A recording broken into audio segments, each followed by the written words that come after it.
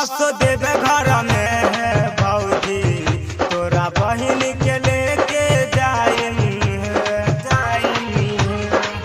असो देवे घर में है भौजी तोरा बहिन के लेके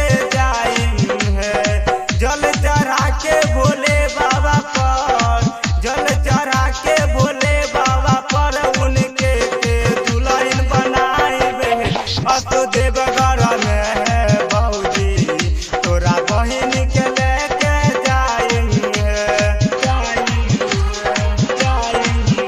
असो देव घर में है भौजी तोरा बहिन के लेके जल चढ़ा के भोले बाबा पर जल चढ़ा के भोले बाबा पर उनके के दुल्हन बनाए असो देव घर में है भौजी तोरा बहिन के लेके डीजे मनीष रक्सौल।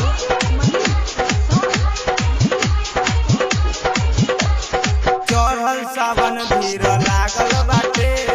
भोले बाबा के दरबार हो सोचल सपना पूरा हो जाई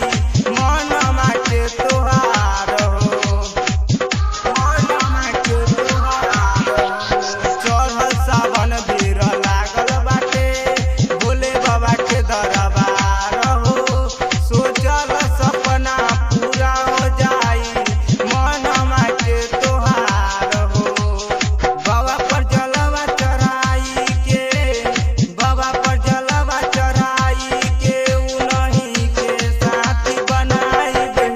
असो देव घर में है भौजी तोरा बहिन के लेके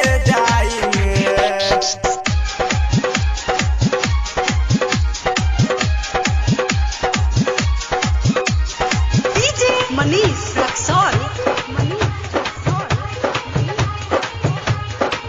राइटर चंदन हर साल जाले जल ढारे देव घर में